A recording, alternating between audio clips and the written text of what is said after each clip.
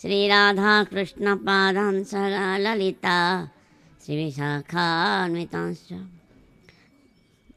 तमादिदेवं करुणानिधानं तमालवर्णं सहितावतारम् अपार संसार समुद्र सेतु भजामहे भागवत स्वरूपम् यं प्रव्रजन्तमनुपेतमपेतकृत्यं द्वैपायनो विरह कातर आजुहाव पुत्रेति तन्मयतया तरो विनेदो तं सर्वोतहृदयमुनिमानतोऽस्मि नारायणं नमस्कृत्यं नरं चैव नरोत्तमं देवीं सरस्वतीं व्यास ततो जयो मुदीरयेत् जय श्रीकृष्ण चैतन्य प्रभु नित्यानन्द श्री अद्वैत गदाधर श्रीवासादि गौरभक्तवृन्द हरे कृष्णा कृष्ण कृष्ण हरे हरे हरे राम राम राम हरे हरे हरे कृष्णा कृष्ण कृष्ण हरे हरे हरे राम राम राम हरे हरे हरे नाम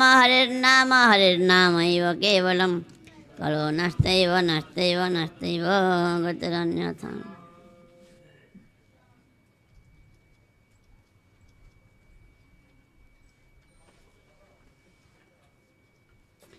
श्री श्री गुरु गौरांग गांधी क्या गिरिधारी राधा वृंदावन चंद्र एवं हमारे परम पूज्य प्रातः श्री श्री बा महाराज जी के अशोक भय चरणारविंद अनंत कोटि साष्टांग दंडवत प्रणाम निवेदन करता हूँ तथा यहाँ पर विराजमान सभी संत वैष्णव माताओं के चरणों में मेरा दंडवत प्रणाम। जो कार्तिक मास दामोदर मास में श्रीमद् भागवत महापुराण श्रवण की महिमा है, इसलिए वाणी को पवित्र करने के लिए कुछ कीर्तन करेंगे।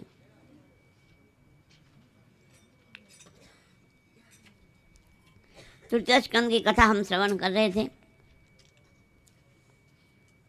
बड़ा भगवान पृथ्वी माता का उद्धार किया, ये कथा हमने श्रवण किया। अब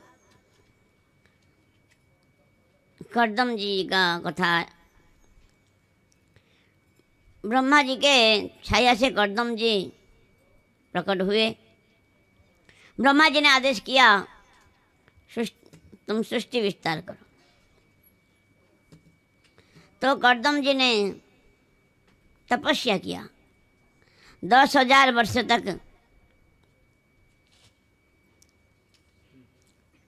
बिंदु सरोवर तीर्थ में तपस्या किया। उनकी तपस्या से प्रसन्न होकर भगवान नारायण साक्षात उनको दर्शन दिया। गरुड़ जी के ऊपर विराजमान गरुड़ारूढ़ प्रभु का साक्षात दर्शन हुआ। भगवान का दर्शन होते ही कर्दम जी दंडवत परिक्रमा किया। दंडवत मतलब क्या? जिस प्रकार दंड को हम छोड़ते हैं सीधा गिर जाता है, इसलिए दंडवत कहा गया है। साष्टांग सीधा लेट गिर पड़े। भगवान का दर्शन करते ही प्रेम विभोर ऐसा हो गए, सीधा गिर पड़े कर्दम जी। भगवान का बड़ा सुंदर स्तुति किया है। भगवान आपके जो भक्त होते हैं संसार का कोई वस्तु नहीं चाहते हैं। जो कुत्ता सुअर आदि नारों की जोनी को सुलभ है जो वस्तु विषय भोग, आपका भक्त कभी नहीं चाहते हैं। लेकिन हे भगवान, मैं विवाह करना चाहता हूँ। हमारे पिताजी का आज्ञा है वंश विस्तार करने का, तो मैं विवाह करना चाहता हूँ। मेरे योग्य पत्नी अगर मुझे मिल जाए तो मैं विवाह करना चाहता हूँ। भगवान बोले, हे कर्दम जी, इसका व्यवस्था मैं पहले से ही कर चुका हूँ। परसों आज के 2 दिन बाद मनु महाराज, उनका पत्नी शतरूपा और उनकी कन्या मध्यम कन्या देवहूति को लेकर आपके पास आएंगे और देवहूति के साथ आपका विवाह होगा। ऐसा तपस्या किया कर्दम जी ने। भगवान इतना करुणा उनका जात हुआ, उनका आँखों से कुछ बूंद आंसू वही बिंदु सरोवर में गिर पड़ा। भगवान की आंखों में आंसू आ गया ऐसा तपस्या देख करके। और कर्दम जी बोले नहीं कि भगवान आप मेरा बेटा बनो, बोले नहीं, कर्दम जी कभी बोले नहीं। भगवान खुद कह रहे हैं मैं आपका पुत्र बन के अवतार ग्रहण करूँगा। इस प्रकार भगवान आशीर्वाद दे करके अपने वैकुंठ में प्रस्थान किए। ठीक दूसरे दिन 2 दिन के बाद मनु महाराज अपने पुत्री और अपने पत्नी को लेकर के आए और कर्दम जी ने उनका सत्कार किया। मनु महाराज कह रहे हैं मेरा पुत्री देवहूति, और जैसे जब से नारद जी के श्रीमुख से आपका महिमा श्रवण किया है, आपको विवाह करना चाहती है, आप मेरा पुत्री को स्वीकार कीजिए, ये आपके लिए सर्वथा योग्य है। तो कर्दम जी महाराज बोले मेरा एक शर्त है, संतान उत्पन्न होते ही मैं संन्यास लेकर के गृह त्याग करके चला जाऊंगा, मैं रहूँगा नहीं। ठीक है, जैसी आपकी इच्छा। देवहूति माता के साथ कर्दम जी का विवाह हुआ। कर्दम जी फिर तपस्या में लग गए। वे तो निष्पृह निर्लिप्त महात्मा है, कोई भोग में उनका रुचि नहीं, केवल ब्रह्मा जी का आज्ञा से ही सृष्टि विस्तार करना चाहते थे। और देवहूति माता बड़ा यत्न के साथ, सावधानी के साथ उनका सेवा किया। बहुत साल बीत गए, उनका केश राशि जटा हो गया, शरीर में मेला आदि हो गया, व्रत उपवास करके और जीर्ण शीर्ण हो गई देवहूति माता। एक दिन कर्दम जी बोले देवी तुमने कितना कष्ट किया मेरे लिए, अपना सारे सुख को त्याग करके तुमने मेरे लिए कितना कष्ट किया। हे राजनंदिनी, हे मानवी, तुमको क्या चाहिए बताओ, मैं तुम्हारा सारी इच्छा पूर्ण करूंगा, क्या चाहिए। बोले भगवान मुझे और क्या चाहिए, आपने जो वचन दिया था हमारे पिता को कि संतान के लिए, मैं वही संतान चाहता हूँ। ठीक है, जाओ बिंदु सरोवर में स्नान करके आओ। जैसे स्नान करने के लिए प्रवेश किया, वहाँ एक दिव्य भवन में चले गए। वहाँ पर 1000 विद्याधरियाँ, किशोरी वयस्क का विद्याधरियाँ वहाँ पर मिली। उनका स्नान श्रृंगार आदि कराया, भोजन आदि कराई। देवहूति माता का विवाह से पहले जैसा उनका रूप लावण्य आदि थी, उसी प्रकार फिर से हो गई। और कर्दम ऋषि ने अपने तपस्या बल से एक दिव्य विमान प्रकट किया, कामद विमान प्रकट किया। वो विमान ऐसा था सारी इच्छा को पूर्ण करने वाला, विशाल, जो देवता, बड़े बड़े देवता लोग, इंद्र भी लालायित रहते हैं ऐसा ऐश्वर्य के लिए। लेकिन कर्दम जी महाराज ने अपने तपस्या के बल से ऐसा प्रकट किया। और वो विमान में देवहूति माता के साथ हजारों साल तक, सैकड़ों साल तक भ्रमण किया, विहार किया। उनका 9 कन्या उत्पन्न हुई। और तब कर्दम जी बोले देवी मैं तो वचन दिया था कि मेरा शर्त था कि जब जैसे संतान उत्पन्न होगी मैं चले जाऊंगा। बोले स्वामी आप तो चले जाएंगे, ठीक है, लेकिन ये कन्याओं का विवाह कैसे होगा, और आप चले जाने के बाद मेरा अवलंबन क्या होगा, मैं किसका आश्रय में रहूंगी। तभी उनको याद हुआ कि भगवान साक्षात उनको बोले थे कि मैं खुद तुम्हारे घर में जन्म लूँगा। बोले सही बात है, भगवान मुझे बोले थे कि पुत्र के रूप में आएंगे, ठीक है मैं नहीं जाऊंगा अभी। फिर अगली बार उनका पुत्र के रूप में साक्षात भगवान कपिल देव भगवान के रूप में अवतीर्ण हुए। जय कपिल देव भगवान की जय। अवतीर्ण हुए। इधर ब्रह्मा जी अपने 9 पुत्र ऋषियों के साथ वहाँ पर आए। अत्रि, वशिष्ठ, अंगिरा, मरीचि, पुलह, पुलस्त्य, भृगु आदि 9 पुत्रों के साथ आए। ब्रह्मा जी बोले तुम्हारे घर में साक्षात भगवान अवतीर्ण हुए हैं कपिल देव के रूप में, और तुम्हारी 9 कन्याओं के साथ ये ऋषियों का विवाह करा दो। कर्दम जी ने ऐसा ही किया, विवाह करा दिया।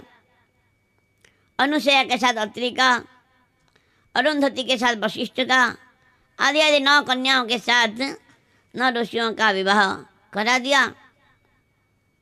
एक दिन कपिल देव भगवान के पास कर्दम जी आए, उनको प्रणाम किया, क्योंकि ब्रज में माधुर्य भाव है और ब्रज में छोड़कर दूसरे जगह में ऐसा नहीं है। भगवान को प्रणाम किया, अपना पुत्र होने पर भी प्रणाम किया। कर्दम जी ने प्रणाम किया और बोले भगवान मुझे आज्ञा दीजिए, मैं भजन करने के लिए जाना चाहता हूँ। भगवान बोले ठीक है जाओ। भगवान कहते हैं गच्छ काम मया पृष्टो मयि संन्यस्त कर्मणा जित्वा सुदुर्जयम मृत्यु अमृतत्वाय मां भज। जाओ मुझे समस्त कर्म अर्पण करके भजन में लग जाओ, तुम्हारा मंगल होगा। भगवान ने आशीर्वाद किया और कर्दम जी गृह त्याग करके चले गए। अभी माँ और बेटा है, देवहूति माता और कपिल देव भगवान। देवहूति माता एक दिन कपिल देव भगवान के पास आकर बोली,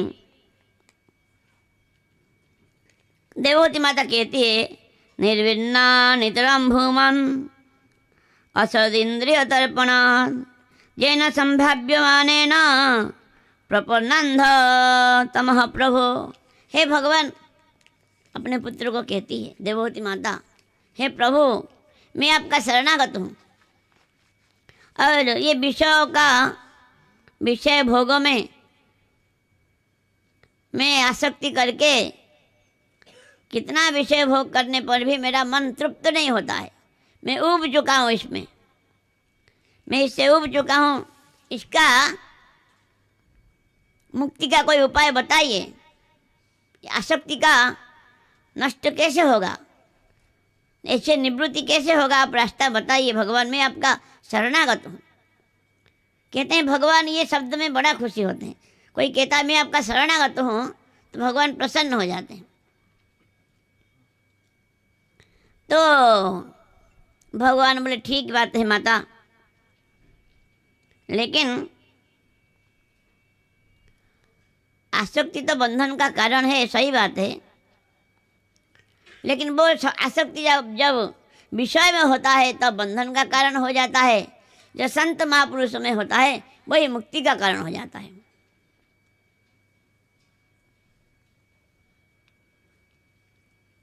प्रसंगम अजरम पाशम आत्मानं कवयो विदुः स एव साधु सुकृत मुख्योद्धारमुपवृतम। वही आसक्ति भगवान में हो जाए, संतों में हो जाए, वो मुक्ति का द्वार हो जाता है, बन जाता है। विषय में आसक्ति बंधन का कारण है, भगवान में आसक्ति मुक्ति का कारण है। हे माता, आसक्ति संतों में आसक्ति करो। कहते हैं आसक्ति का ही आसक्ति रहना चाहिए। कहते हैं जो श्रीनाथ जी को सेवा करते थे विट्ठलनाथ, बल्लभाचार्य जी के पुत्र विट्ठलनाथ के पास कोई आए, बोले महाराज जी आप मुझे स्वीकार कीजिए शिष्य के रूप में। बोले तुम्हारा कहाँ आसक्ति है क्या? नहीं महाराज जी कहीं भी आसक्ति नहीं। एक बार पूछा, 2 बार पूछा, नहीं महाराज जी कहीं भी आसक्ति नहीं। तो बोले तब तब तो आपको प्रणाम है, मैं आपको स्वीकार नहीं कर सकता। बोला क्या हुआ महाराज जी? बोले तुम्हारा आसक्ति संसार में होता तो उसको मोड़ करके भगवान में लगाता। तुम्हारा आसक्ति का नाम ही तुम्हारे पास नहीं तो लगाऊंगा कहाँ पर? आसक्ति एक रस्सी डोरी है, डोरी संसार में बंधा हुआ है, उसको भगवान में बांध लेता। लेकिन तुम्हारा आसक्ति नहीं, मैं तुम माफ़ करो, मैं तुमको स्वीकार नहीं कर सकता। कहने का मतलब आसक्ति चाहिए, लेकिन वही आसक्ति अगर संसार में हो जाता है, विषय में, भोगों में, वो बंधन का कारण हो जाता है। संत महापुरुष में आसक्ति वो परम कल्याण का कारण हो जाता है। हे माता साधु का संग करो। बोले प्रभु साधु कौन, मैं कैसे पहचानूंगी? कहते हैं तितिक्षव कारुणिका सुहृदा सर्वदेहिनाम अजात शत्रवः शांता साधव साधुभूषणः। जो तितिक्षव है, जो सहिष्णु है,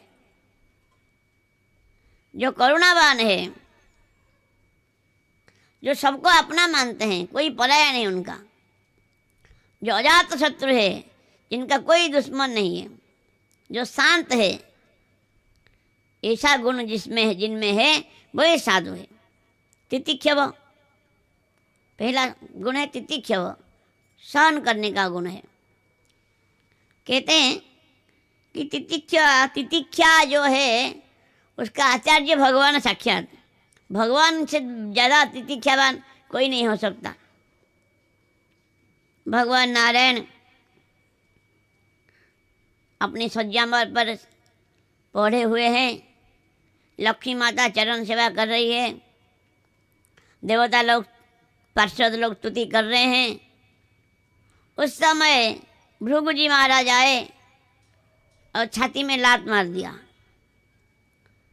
कहते हैं अकेले में कोई अगर कोई अपमान करे तो ठीक है, सहन कर लेंगे, सबके सामने कोई अपमान करे तो सहन कर नहीं पाएंगे। और कहते हैं अपना पत्नी के पास अगर कोई अपमान करे, पत्नी के सामने, कोई सहन कभी नहीं होता है, ऐसा कहते हैं। कहते हैं बंदरिया के पास अगर, जब बंदर के पास बंदरिया रहता है, उस समय अगर कोई कुछ कहता है बंदर को, तो बंदर को बड़ा गुस्सा आ जाता है। अकेले में बंदर को कोई कुछ करने से गुस्सा नहीं आता, क्योंकि वो मेरा थोड़ा प्रेस्टेज है ना। बंदरिया के पास में वो सोचता है मेरा प्रेस्टेज है, मुझे क्या सोचा है, मेरा पत्नी के सामने मुझे अपमान करता है। लेकिन भगवान ऐसा दयालु है, ऐसा कृपालु है, ऐसा उदार है कि लात मार दिया भृगु जी ने, तब भगवान ने तुरंत उठ के बैठ गए, उनका चरण दबाने लगे, चरण को सहलाने लगे। बोले भगवान हे महर्षि मुझे क्षमा कर दो, मुझे चाहिए था कि मैं आप आते ही मैं द्वार पर जाता, आपको स्तुति करता, आपका चरण रज सिर पे धारण करता, आपका अभ्यर्थना करके अंदर ले आता, लेकिन मैं प्रमादी, आपका कोई सेवा नहीं कर पाया। कहाँ मेरा वज्र जैसा वक्षस्थल, कहाँ आपका कोमल चरण, आपको बड़ा कष्ट हुआ होगा।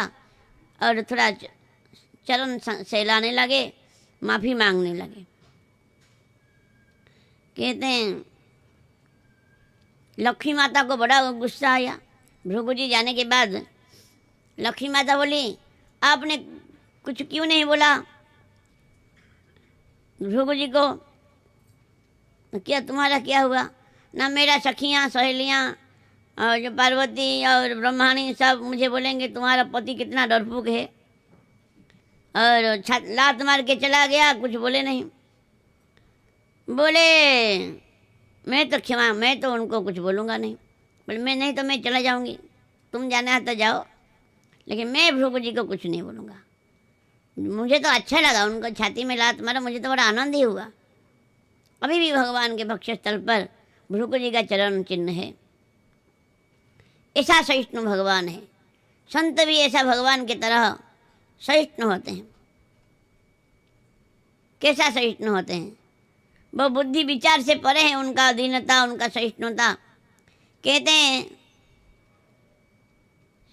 संत एकनाथ स्नान करके आए गोदावरी में, तो एक म्लेच्छ था, छत के ऊपर, घर के छत के ऊपर बैठा था, उसको उनके ऊपर थूक दिया। दोबारा स्नान करके आए, इस पर 108 बार वो थूका, 108 बार स्नान करके संत एकनाथ आए। उसके बाद तो वो चरणों में गिर पड़ा, वो म्लेच्छ जवन। बोले क्या हुआ, आप क्षमा क्यों मांग रहे हो, क्या हुआ? नहीं, मेरी गलती हो गया, मैं आप लोगों को इतना परेशान किया। बोले नहीं, आपने तो बड़ा कृपा किया भगवान, मैं एक बार स्नान करके जाता, आपने 108 बार स्नान करा दिया गोदावरी जी का, कितना बड़ा कृपा किया आपने। कहने का मतलब ऐसा सहिष्णु होते हैं संत। कहते हैं सर्वत्र भगवान को ही देखते हैं, सब भगवान का ही इच्छा मानते हैं, इसीलिए किसी में दोष नहीं देखते हैं। कहते हैं तुकाराम, संत तुकाराम, सब पास में कुछ नहीं, सब दान पुण्य कर दिया। एक बार बाजार से कुछ खाने के लिए तो कुछ नहीं, क्या करेंगे, कुछ गन्ना लेके आए थे बाजार से, और बच्चों ने मांगा तो गन्ना दे दिया, एक ही गन्ना हाथ में था। लेके आए घर में तो उनका पत्नी को इतना गुस्सा आया, उनका पीठ में ही मार दिया, गन्ना को मार दिया, 2 टुकड़ा हो गया, 2 टुकड़ा हो गया। अपना पत्नी पिटाई करता है, पीठ में मारा, 2 टुकड़ा हो गया। लेकिन संत तुकाराम का कितना सहिष्णुता है। बोले देवी तुमने तो बड़ा दया किया, क्या न एक गन्ना को 2 जन कैसे खाएंगे, हम सोच रहे था, मैं सोच रहा था, तुमने 2 टुकड़ा कर दिया तो अच्छा हुआ, बंटवारा अच्छा हो गया, तुम्हारे हाथ में जो है वो तुम खाओ, और जो नीचे गिरा है वो मैं चूसूंगा। तब तो उनका पत्नी जीजाबाई उनके चरणों में गिर पड़ी, बोली नहीं अभी और आपको कुछ नहीं करना है, आप केवल भजन करो। ऐसा सहिष्णु होते हैं संत महापुरुष, भगवान प्रसन्न हो जाते हैं और सबको अपना मानते हैं। उनका करुणा, बहुत करुणा है संतों में, सबको अपना मानते हैं, किसी को, क्योंकि सबके हृदय में भगवान वास करते हैं, इसीलिए किसी को पराया नहीं करते हैं, नहीं मानते हैं। अजात शत्रु, उनका शत्रु कोई नहीं है, और शांत है, उनका सब द्वंद्व से मुक्त है, राग द्वेष शीतोष्ण आदि आदि द्वंद्व से मुक्त है। जो शांत हो गए वही संत है। इस प्रकार हे माता, संतों का संग करो, साधुओं का संग करो। संतों के सानिध्य में मेरा भक्ति का चर्चा होता है। शतं प्रसंगात् मौवीर्य संविदो भ्रवन्ति हृत्कर्ण रसायन कथा तज्जोशनादा स्ववर्गवर्त्मनि श्रद्धारतिर्भक्तिरनुक्रमिष्यति। बोले माता, संतों के सानिध्य में मेरा पराक्रम का चर्चा होता है, मेरा लीलाओं का चर्चा होता है। वो श्रवण करने से हृदय में श्रद्धा होता है, भक्ति होता है, प्रेम होता है। साधन भक्ति, फिर भाव भक्ति, फिर प्रेम भक्ति। हे माता, मेरा जो भक्त होते हैं, भक्त का लक्षण मैं कहता हूँ, सुनो। मद्गुण स्मृति मात्रेण मयि सर्वगुहाशये मनोगतिरवच्छिन्ना यथा गंगा संबुधौ। मेरा कथा श्रवण करने से मेरे चरणों में भक्ति होता है। कैसा भक्ति? जिस प्रकार गंगा जी का धारा निरवच्छिन्न भाव से समुद्र में आके मिली है।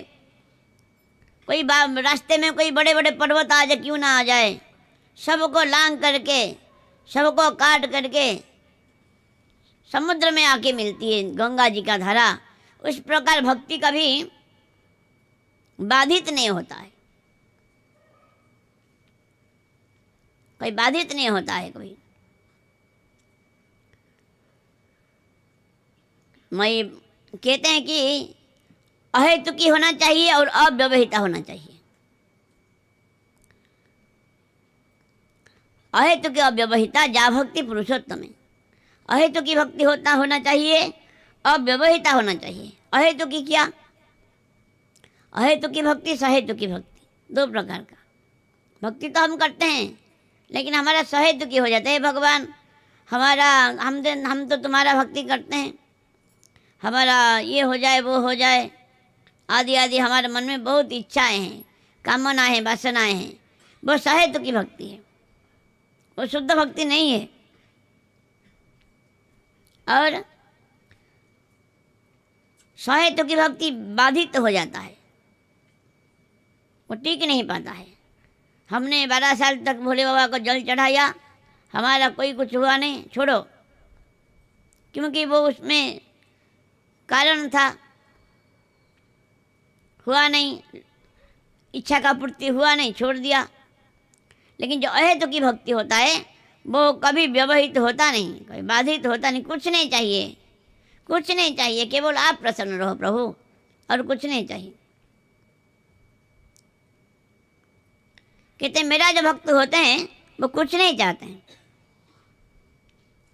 सालोक्य षष्टि सामीप्य सारूप्य कत्वमप्युत दीयमानम न गृह्णन्ति बिना सेवनम जनः।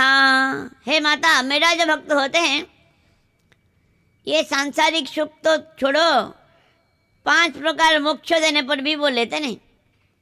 सालोक्यो, मेरे लोक में वास करना, सामीप्यो, मेरे पास में रहना, सारूप्यो, मेरे जैसा चतुर्भुज रूप धारण करना, षष्टि, मेरे जैसा ऐश्वर्य प्राप्त करना, साजुज्य, मुझ में लीन हो जाना, ये 5 प्रकार का मुक्ति देने पर भी मेरा जो प्रेमी भक्त नहीं लेते हैं। दीयमानम न गृह्णन्ति बिना मत सेवनम जना, मेरा सेवा को छोड़कर मुक्ति देने पर भी नहीं लेते हैं। इसे कहते हैं भक्ति। हम तो भक्ति करते हैं, हमने तो कभी देखा नहीं ऐश्वर्य, स्वर्ग का ऐश्वर्य कभी देखा नहीं, इसलिए हम कह देते हैं स्वर्ग में क्या रखा है, स्वर्ग में क्या रखा है, कुछ नहीं। खिने पुण्य मरते लोग भी संति, कहना तो आसान है, लेकिन अगर मिल जाए तो छोड़ पाएगा कोई, तभी मानेंगे कि हाँ सच्चा भक्त। हमको तो स्वर्ग की बात छोड़ो, कोई हमारे 10-20 हज़ार देगा, छोड़ो यहाँ से, निकालो यहाँ से, 50 लाख दे देगा तो इतना प्रेम से सेवा में लगाने के लिए दिया है, कोई बात नहीं, लाओ। 50 लाख 1 करोड़ दे देगा, बेचारा दुखी हो जाएगा, कितना कष्ट करके लाया है। अरे हम थोड़ी खाएंगे, भगवान की सेवा में तो लगाएंगे, तो तभी और सेवा में लगा लेते हैं। तो कहने का मतलब ऐसा, भगवान कहते हैं किसको ठगेगा भाई, सबसे ठग का चूड़ामणि मैं हूँ, तो कितना तेरे में निष्कामता है मैं देखता हूँ। भगवान परीक्षा भी अच्छी तरह से लेते हैं। हम जैसे लोगों का भक्ति का बहाना, मैं खुद के बारे में कहता हूँ, भक्ति का बहाना बनाता हूँ, लेकिन सब प्रकार के विषय भोगों का आसक्ति मन में है, ऐसे काम नहीं बनेगा, छोड़ना पड़ेगा। तो भगवान कहते हैं, कपिल देव भगवान माता देवहूति को कहते हैं, हे माता, मेरा जो भक्त होते हैं अनन्य भक्त होते हैं, अनिमित्ता भगवती भक्ति सिद्धे करियसी। जो अनन्य भक्ति और अहेतुकी भक्ति, अहेतुकी भक्ति तो कुछ नहीं चाहिए भगवान, कुछ नहीं चाहिए, आप प्रसन्न रहो। और अनन्य भक्ति, भगवान के छोड़ करके किसी में भी मन नहीं जाना चाहिए। शरणागति एक में होता है, 2-4 में शरणागति नहीं होता है, एक में ही होता है शरणागति। तो एकांत आश्रय भगवान का, अनन्य आश्रय लेना चाहिए भगवान का। दूसरे किसी का अगर आश्रय लिया जाए तो अनन्यता में बाधित हो जाता है। जैसे कहते हैं बकाय मन वाक्य 3 प्रकार से, जैसे पतिव्रता नारी सपने में भी दूसरे पुरुष का चिंतन नहीं करती है। एक पतिव्रता नारी थी, वो अपने वस्त्र में ही जल लेके आती थी, वस्त्र में ही, पतिव्रता धर्म के प्रभाव से उसका वस्त्र में ही जल लेके आती थी नदी से। एक दिन क्या हुआ, एक केस गिरा था नदी किनारे, बोला सोने के जैसा केस, बोला केश इतना सुंदर है, वो पुरुष कितना सुंदर होगा। तभी तो उसका और पानी कपड़ा वस्त्र में पानी आया नहीं। तो वाणी से भी मन से भी वो अनन्यता में शरणागति में बाधित नहीं होना चाहिए, दूसरों का आश्रय नहीं लेना चाहिए। हम तो रोज हजारों का आश्रय लेते हैं। कहते हैं गोकुल में एक माता जी रहती थी और वो वृद्धा हो गई थी।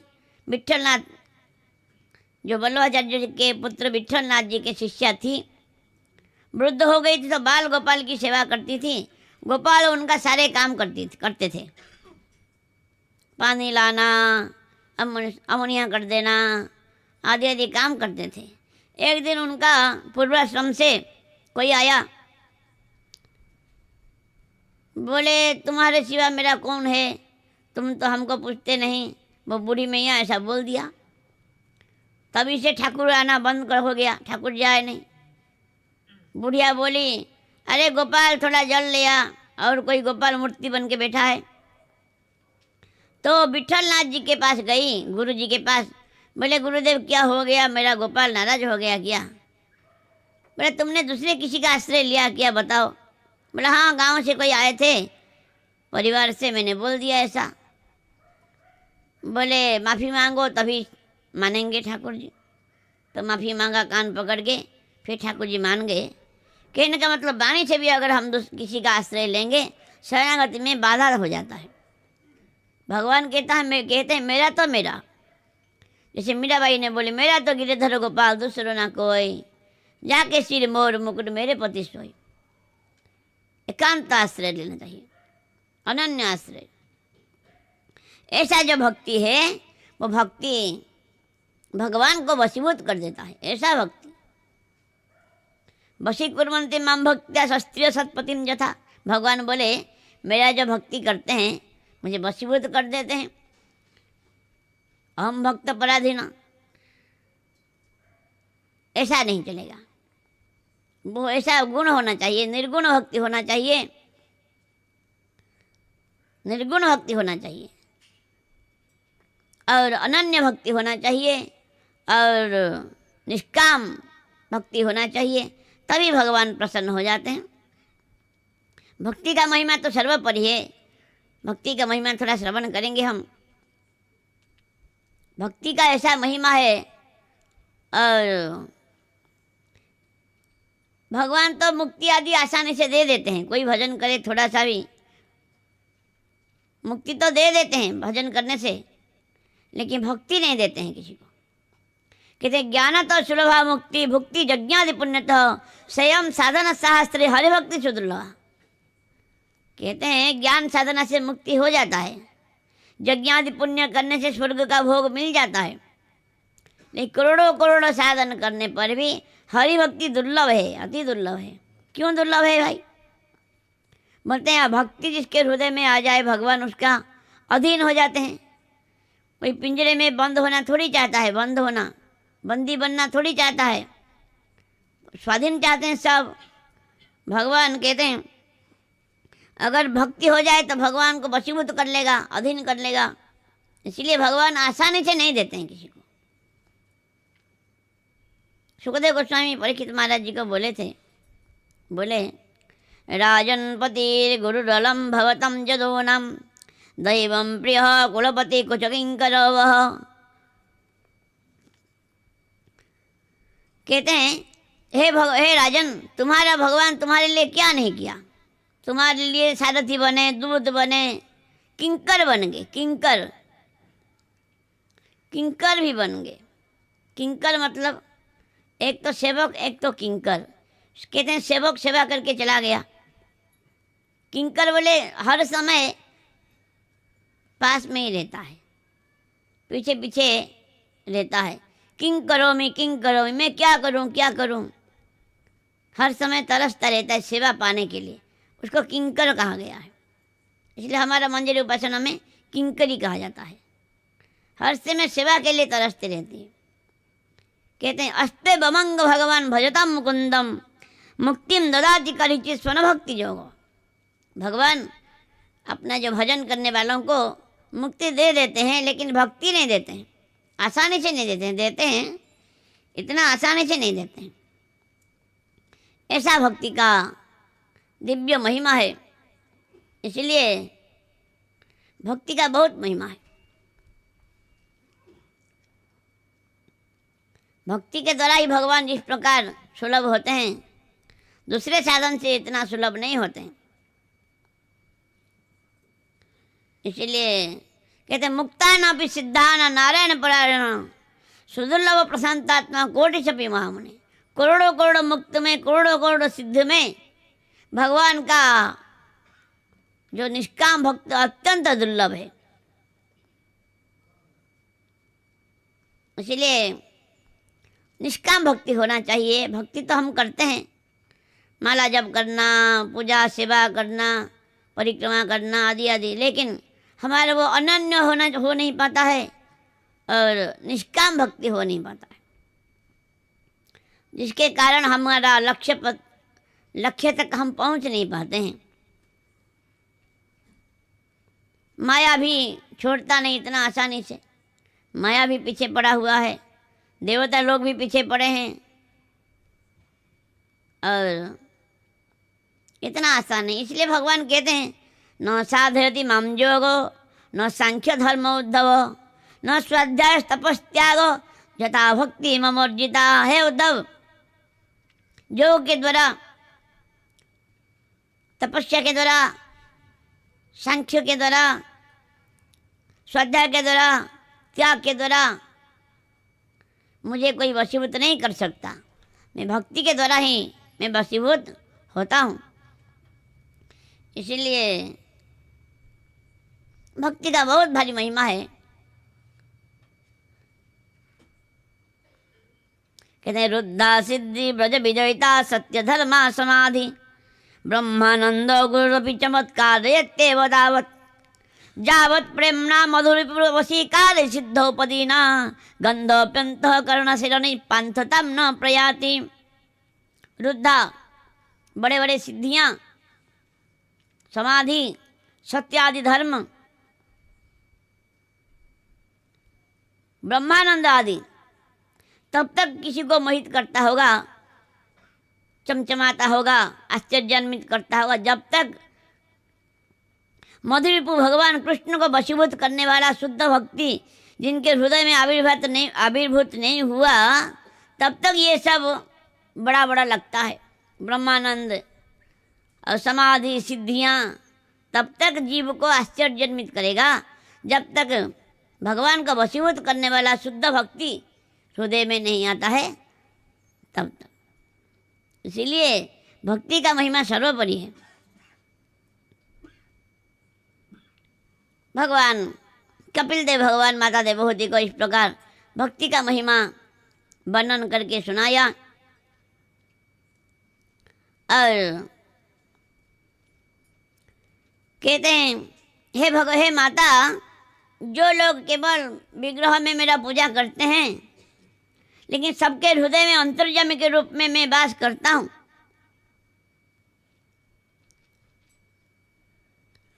इस परम सर्वभूतानां हृदय से अर्जुन तिष्ठति।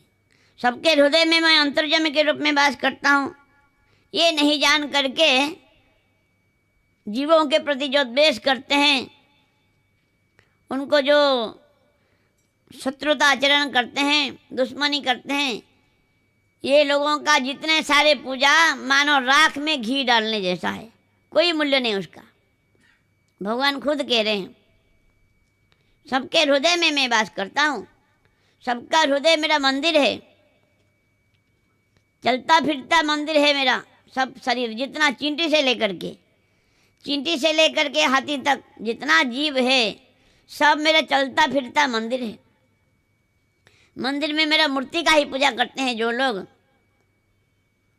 और सबके हृदय में मैं विराजमान रहता हूँ, ये नहीं जान करके अपमानित करते हैं, जीवों के प्रति द्वेष करते हैं, तो वो लोग का सारे भजन सारे पूजा व्यर्थ हो जाता है।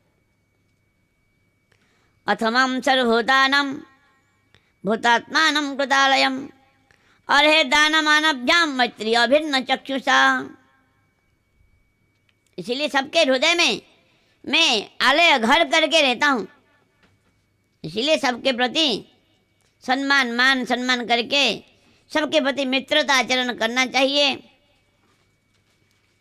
और सबको अपना मानना चाहिए, सबको सम्मान करना चाहिए, उपहार आदि के द्वारा सबका सत्कार करना चाहिए।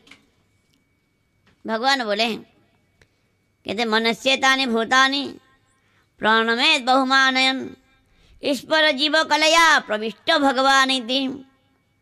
हे माता, मैं भगवान सबके हृदय में वास करता हूँ जीव के रूप में, इसीलिए सबको प्रणाम करना चाहिए।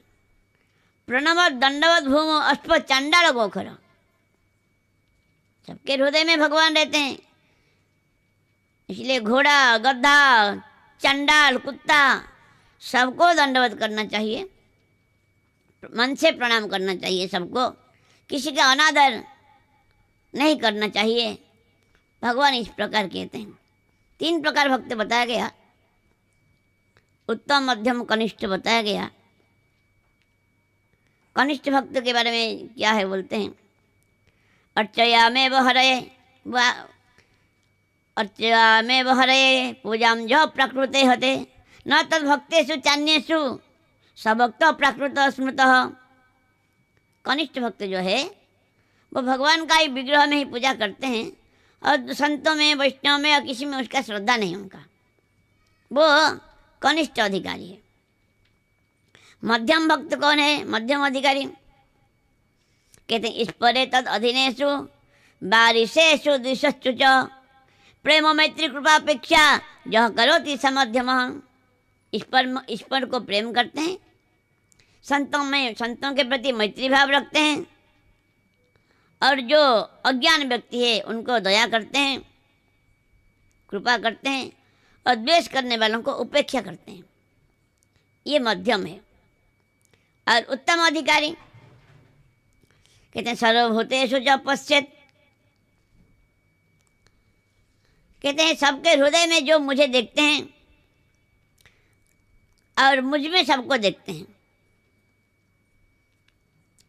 वो उत्तम अधिकारी है। सब में मुझे देखते हैं और मुझ में सबको देखते हैं, ये सा जो भक्त है वो उत्तम अधिकारी है। इस प्रकार कपिल देव भगवान कहते हैं जो केवल मूर्ति में ही पूजा करते हैं और सबके प्रति जीवों के प्रति द्वेष करते हैं, द्रोह करते हैं, वो मेरा कभी मुझे प्रसन्न नहीं कर पाएंगे।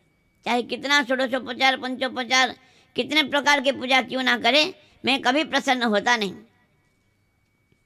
इस प्रकार कपिल देव भगवान ने देवहूति माता को ज्ञान उपदेश दे रहे हैं। हे माता, देखिए मेरा जो भक्त है वो किसी को डरता नहीं, क्योंकि मेरे भय में ही सब कुछ चलता है संसार। मद भयात बाति बातो यो सूर्यस्तपति मद भयात वर्षति इंद्रो दहति अग्नि मृत्युश्चरति मद भयात। मेरे भय से वायु प्रवाहित होता है, मेरे भय से सूर्य किरण दे रहे हैं, उत्ताप दे रहे हैं, मेरे भय से इंद्र वर्षा कर रहे हैं, मेरे भय से अग्नि प्रज्वलित हो रहा है और मृत्यु भी मेरे भय से अपना काम करता है। मेरा यह शरणागत भक्त वो किसी को डरता नहीं। कहते हैं वो आंख बंद करके चलने पर भी वो गिरता नहीं, उनका पतन नहीं, कभी पतन नहीं होता है। मेरा भक्तों का कभी पतन नहीं होता है। और जो मेरा भजन नहीं करते हैं, विषय में भोगों में ही मन लगा हुआ है जिनका, उनका क्या होता है? उनका गति तो माता बड़ा दुखदायी होता है। कहते हैं संसार में लोग सुख पाने के लिए अनेक प्रकार कर्म करते हैं, भोगों की लालसा लेकर के, और लेकिन युवावस्था में तो मनमानी करते हैं, किसी को मानते नहीं, धन कमाते हैं परिवार पालन करने के लिए, लेकिन जैसे जैसे बुढ़ापा आता है, शरीर रुग्ण हो जाता है, वो सामर्थ्य रहता नहीं, पैसा कमाना आदि आदि नहीं कर पाते हैं, तो घर के लोग उनको और आदर नहीं करते हैं। संसार के लोग, अपने परिवार के लोग आदर नहीं करते हैं, सम्मान नहीं देते हैं। जैसे जैसे उम्र बढ़ता जाता है और भी बुढ़ापा बढ़ता है, बात पित्त कफ आदि उनका हो जाता है और कुत्तों की तरह पड़े रहते हैं। कोई पूछता नहीं, कोई आदर सम्मान कुछ नहीं। बीमारी पकड़ लेता है और धीरे धीरे मृत्यु का समय आ जाता है। जब मृत्यु का समय आ जाता है तो उसका आत्मा को, जीवात्मा को लेकर लेने के लिए भयंकर यमराज के दूत लोग आते हैं और उसको यातना शरीर एक देते हैं।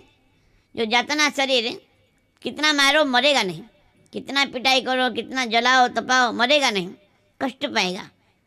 देख करके लेके जाते हैं। यमराज के दूत को देख करके तो वो तो मलमूत्र त्याग कर देता है शଯ୍या पर ही।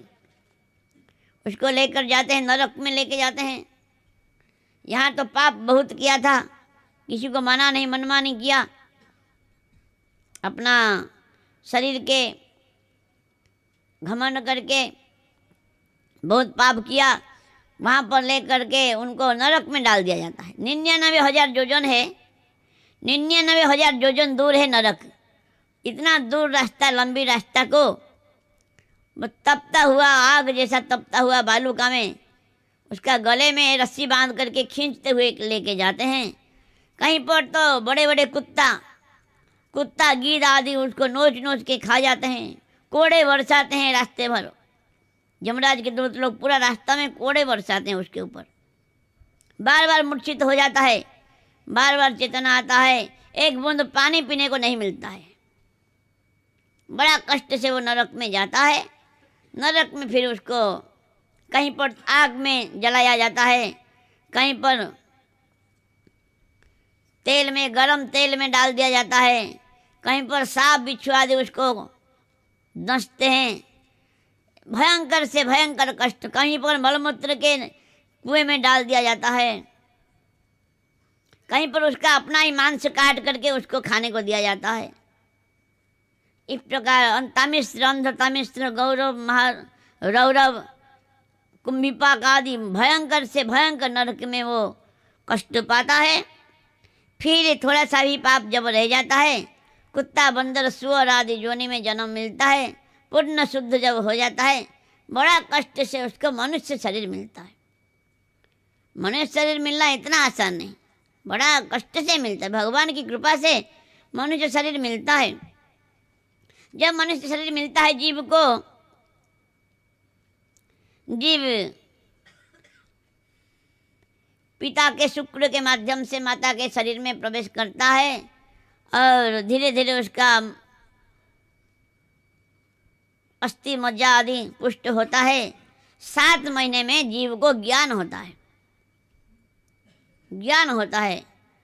जितना जितना पूर्व जन्म में जो जो कर्म किया था सारे याद आ जाता है। उस समय भगवान का स्तुति करता है जीव। उस समय जीव को ऋषि कहा जाता है। हे भगवान, ये माया में पड़ करके अज्ञान अविद्या के कारण मैंने कितना कितना भयंकर से भयंकर पाप किया। उसका फल स्वरूप मैंने कितना कितना नरक की योनि में भ्रमण किया। हे भगवान, आपका बड़ा कृपा है कि मुझे अभी ज्ञान मिला है और मैं अभी जाऊंगा तो सीधा आपका भजन करूंगा और माया में नहीं पड़ूंगा। आपका भजन करके आपको ही प्राप्त हो जाऊंगा।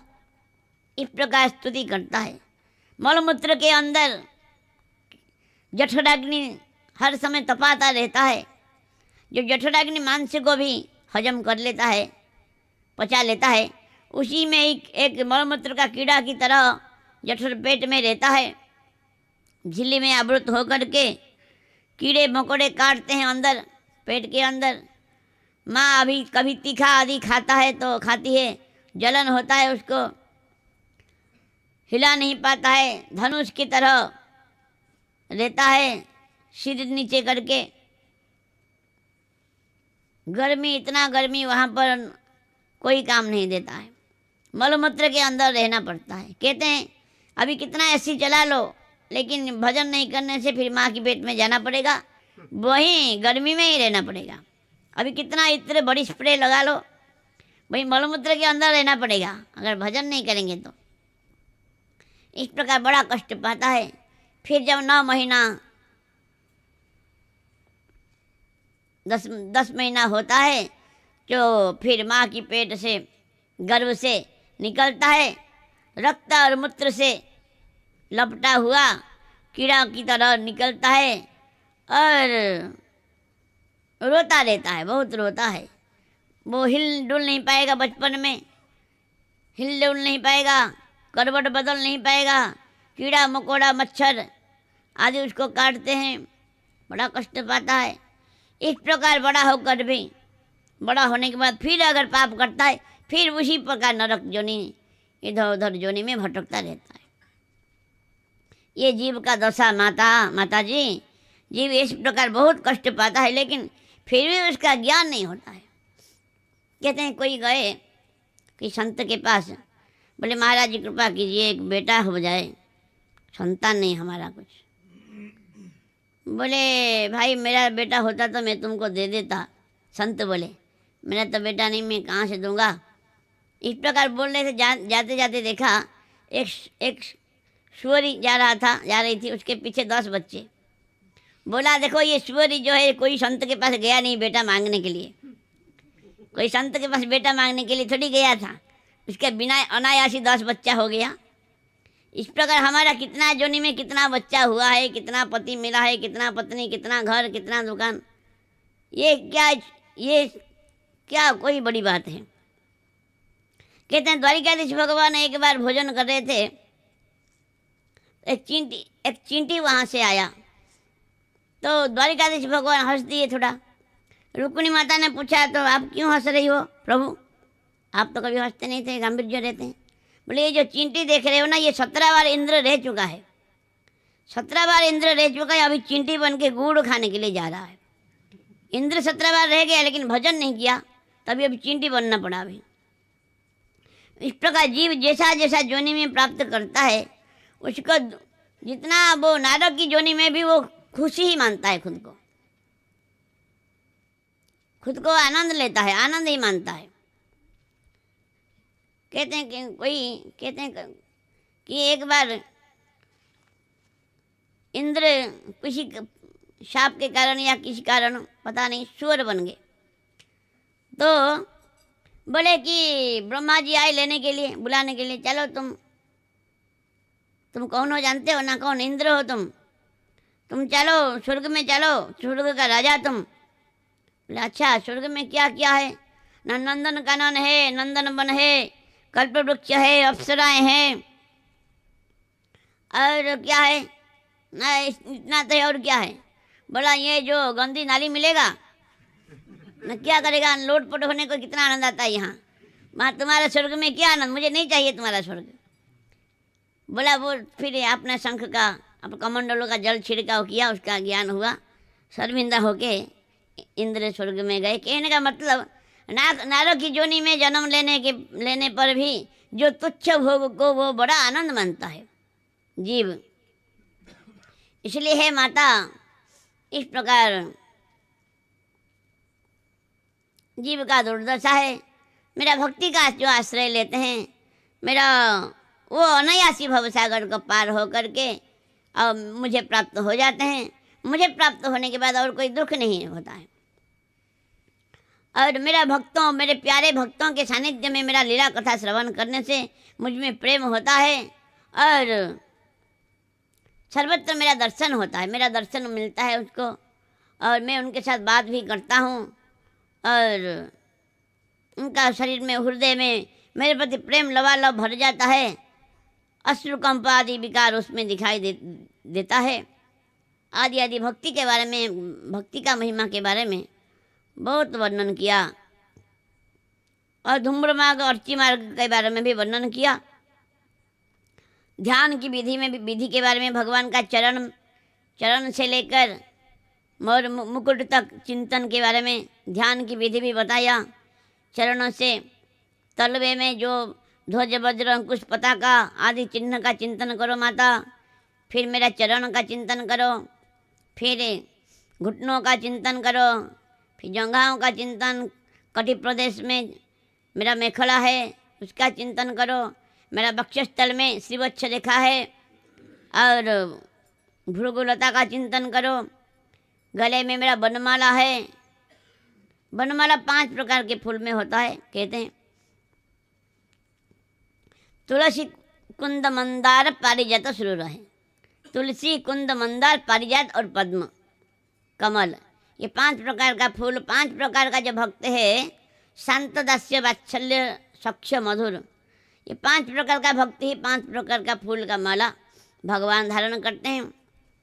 मेरा कपोल, मेरा मयूर मुकुट आदि का चिंतन करो। भगवान इस प्रकार ध्यान विधि के बारे में बताया माता देवहूति को। और बोले हे माता, मेरा माया के बारे में तुम सुनो, मेरा माया का क्या प्रताप है। बलम में पश्च मायाया स्त्रीमया जैनो दिशाम जह करंती पदाक्रांतन भी विजृंभेण केवलम। कहते मेरा स्त्री रूपी माया कितना भयंकर है माता। अपनी माता को ही कहते हैं स्त्री माया के बारे में। क्या जो बड़े बड़े राजा महाराजा चक्रवर्ती सम्राट सारा पृथ्वी को जीत करके आते हैं, लेकिन अपना पत्नी के सामने कुत्ता की तरह पूंछ हिलाते हैं और अपने वो जो नारी रूपी माया अपने भ्रुकुट विलास मात्र से उसको कुचल देता है पैर के नीचे। नौकर जैसा जिस प्रकार वर्णन 11 स्कंद में जिस प्रकार गधनी गद्धा को लात मारता है फिर भी उसके पीछे भागता है गद्धा, उसी प्रकार माया, जो माया से बच के रहना पड़ेगा। स्त्री के लिए पुरुष माया है, पुरुष के लिए स्त्री माया है। दोनों बात बताया, दोनों बात बताया। जैसे स्त्री अपना सर्वस्व लुटा देती है, लेकिन अंत में क्या मिलता है। इसीलिए माया से बच के रहने के लिए भगवान ने बताया। और स्त्री का संग नहीं करना चाहिए और स्त्री संगी का संग भी नहीं करना चाहिए। स्त्री संगी जो है वो स्त्री का त्याग तो हो सकता है, स्त्री संगी का त्याग नहीं हो। वो ऐसा ऐसा बातें बोलेगा उसमें तो मन को मोहित कर देगा। कहते आजकल मोबाइल में सब हो जाता है, स्त्री संग स्त्री संगी संग सब इसी में ही हो जाता है। इसलिए इससे दूर रहने के लिए भगवान ने बताया है। कहते हैं कामिनी कांचन ये 2 बड़ा घाटी है, कहते हैं ऐसा। चलो चलो सब कोई कहे बिरला पहुंचे कोई, एक कामिनी एक कांचन दुर्गम घाटी 2 है। ये 2 घाटी है, बड़ा भयंकर घाटी है। इसमें ये रास्ते में, ये भक्ति का मार्ग में रास्ते में 2 घाटी है। चलो चलो सब कोई कहे बिरला पहुँचे कोई, एक कंचन और कामिनी दुर्गम घाटी 2 है। ये 2 घाटी को जो पार कर गया वो अनायासी पहुँच जाएगा। लेकिन माया बड़ा, भगवान अपने माया के बारे में इस प्रकार बताया। देवहूति माता को बड़ा सुंदर ज्ञान उपदेश दिया। और माता आप बताओ और क्या सुनना चाहती हो, आप बताओ। बोले नहीं प्रभु, आपका कृपा से मुझे सब ज्ञान हो गया मुझे। और अभी देवहूति माता 2 श्लोक में महिमा बताई, नाम का महिमा। कि जन्नामधेय श्रवणानुकीर्तना जत्प्रभुवनाज्ञा स्मरणादपि क्वचित् स्वादपि सद्य सवनाय कल्पते कुत पुनस्ते भगवन् दर्शनात्। हे भगवान, आपका नाम जो कभी कभार, क्वचित, क्वचित मतलब कभी कभार आपका कोई स्मरण कर लिया, आपको कोई प्रणाम कर लिया, आपका नाम मुख में उच्चारण कर लिया, या आपका नाम लीला कथा श्रवण किया, तो क्या होता है, ऐसा जो भक्त है जो चंडाल होने पर भी, चंडाल कुल में क्यों ना उत्पन्न हो ऐसा भक्त जो आपका नाम कीर्तन की करता है, आपका कथा श्रवण करते हैं, वो ब्राह्मण जैसा ही पूज्य हो जाते हैं। सोमो यज्ञ करने वाले ब्राह्मण के जैसा ही पूज्य हो जाते हैं। इसीलिए कहते हैं, देवती माता आगे कह रही है, अहोवो शपचोत गरियान जिह्वाग्रे वर्तते नाम तुभ्यम ते पुस्तपस्त्यजुहो स्नस्मयर्या ब्रह्मानुचुर नाम गृणंति ये ते। हे भगवान, जो आपका नाम कीर्तन करते हैं वो चंडाल होने पर भी वो श्रेष्ठ है। और उन्होंने सारे तपस्या कर लिया, सारे तीर्थ में स्नान कर लिया, सारे व्रत कर लिया, सारे यज्ञ कर लिया, सारे वेद अध्ययन उनका पूरा हो गया है। जो चंडाल होने पर भी हो, जो आपका नाम कीर्तन करते हैं, सब कुछ हो गया उनके लिए और कुछ बाकी ही नहीं रह गया। नाम का ऐसा महिमा बताया। क्या बताएं नाम का महिमा? कहते हैं यशोदा माता और कौशल्या माता आदि के गर्भ से तो एक बार भगवान जन्म लिए, लेकिन जीवा रूपी माता से नाम भगवान हर पल जन्म लेते हैं, हर क्षण जन्म लेते रहते हैं। भगवान जब हमारे चैतन्य महाप्रभु जब संन्यास लेने के लिए जा रहे थे तो सची माता बड़ा दुखी हो गई, मत जाला बेटा मुझे छोड़ के, और बोले माता चिंता मत करो, मेरा और 2 जन्म होगा, उसमें तुम ही मेरा माँ बनोगी। क्या क्या क्या जन्म होगा ना, तुम पृथ्वी में विग्रह बनूंगा, पृथ्वी से ही तो, मिट्टी से ही तो विग्रह प्रकट होते हैं, तुम पृथ्वी बनोगी, मैं विग्रह बनूंगा। और कहते हैं तुम जिह्वा में नाम, तुम्ही जिह्वा माता नामेर जननी, तुम जिह्वा में नाम हो, जिह्वा से ही तो नाम प्रकट होता है। इसलिए हर पल भगवान जन्म प्रकट होते हैं, अवतार लेते हैं जिह्वा से। इसलिए भगवान का नाम का अनंत महिमा है, क्या बताएं हम। इस प्रकार देवहूति माता ने कपिल देव भगवान को इस प्रकार बोली, और फिर कपिल देव भगवान ने माता से विदा लेकर माँ को प्रणाम करके और गंगा सागर की तरफ गए। गंगा सागर में उन्होंने, वहाँ पर अभी भी कहते हैं, अभी भी वहाँ रहते हैं कपिल देव भगवान। और देवहूति माता भी भगवान का भजन में लग गई, बड़ा दुखी हो गई देवहूति माता। 9 पुत्रियाँ चली गई ससुराल, पति चले गए, एकमात्र आश्रय थे साक्षात भगवान, पुत्र बन के आए थे। कपिल देव भगवान जब छोड़ के चले गए, देवहूति माता रोने लगी, दुखी हो गई। फिर भजन करके और भगवान को प्राप्त हो गई। उनका शरीर एक नदी, सिद्धिदा नामक नदी बन के बह गई। सिद्ध लोग भी उनका सेवन करते हैं, सिद्धिदा नाम का नदी बन के बह गई। और इस प्रकार तृतीय स्कंद में माता देवहूति और कपिल देव भगवान का बड़ा सुंदर संवाद है। हमने गुरु वैष्णव कृपा से, बाबा महाराज जी कृपा से हमने श्रवण किया। यद्यपि हमारा कोई योग्यता पात्रता नहीं है, कोई आचरण कुछ भी नहीं, फिर भी